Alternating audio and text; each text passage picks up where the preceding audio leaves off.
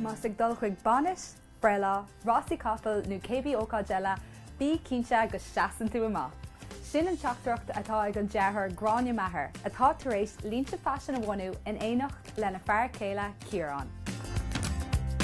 An rud atá tharbh éagsúil a bheith an stuff a chruthn Grainne ná ní hamháin an sais an ábharú úsáideann sí le héadí plasticí ach na cruthanna chomát ag tharbh luaimseartha. So cé go gruthainn sí roinnt bha a hens le haig maná dus na Rossi nó maná just a dul ag banis den sí roinnt fáilte sin. Chomáile sin tá stuff atá ráis díreach ar an imú agus a bheith ar an catwalk agus ní chaithe chuile rinne é just go dul go dtí na siopaí mar hiigeanta mé. Janam hataí de Grainne Maher millinery agus seodra de Plochan de Bhar. Is bralam bheith a gobar le cruthanna agus ábhar nua aimseartha.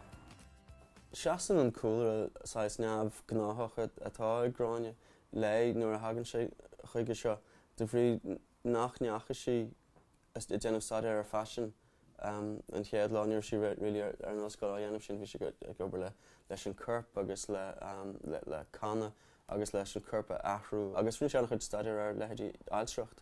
So sílan go bhfuil an cúlra sin nuair a hagann tú agus chuann tú sin leis an cinál ábhar nó aimseartha. Go dagan rud ag an amach atá tharbh éagsúil. To be honest, I get my inspiration from lots of different places. I try to make modern pieces that are sort of fashion forward and not too mumsy, so in the hats especially, I like somebody to feel younger when they put the hat on their head rather than feel like they've aged themselves by putting the hat on their head.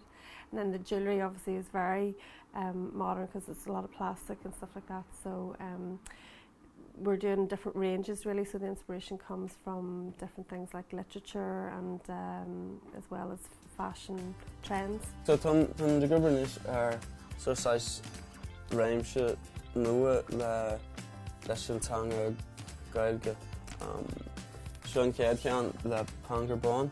Seo an pí seo de hain, so bheith sé sin just mar cat plastic agus beag an scríneocht sais etched isteach an. Lábhain de atá bheith ag obair just os có riomhre ag obair an deara agus a bheith go fuil rudí gceart. An sin beidir go meá ag show fashion is slíthe. Tá dailán le roinnt fá daoine agsúla chomá ó bheith na mannequíní atá uaireanta an óg agus cothúla ní bheith fá agsúla sin ach bíonn siad agus le headí na greengrafadóirí atá cho profisiúnta. Chuile lábíonn sé agsúil níos agad céináis chunsla go bheith os de chóir ach tá sé go má dúine chomá bheith go bhfuil chéile mar chúpla tá aách go bhfuil deacrachtaí a baint le do nóhain a ri agus a bhanú agus an stuff atá le dáileid leis ó lá go lá ach bhíorne tá sé tharbh simú chomá agus ní bhain ganna mé rá. Díobh siúd atá géirí orange specialta cho-amsera a chur le guid festis ní leiscéil dá láid fáci inis agah, agus deartháirí ar nós Grainne Maher a cruthú airí nua ar le an seo in éireann.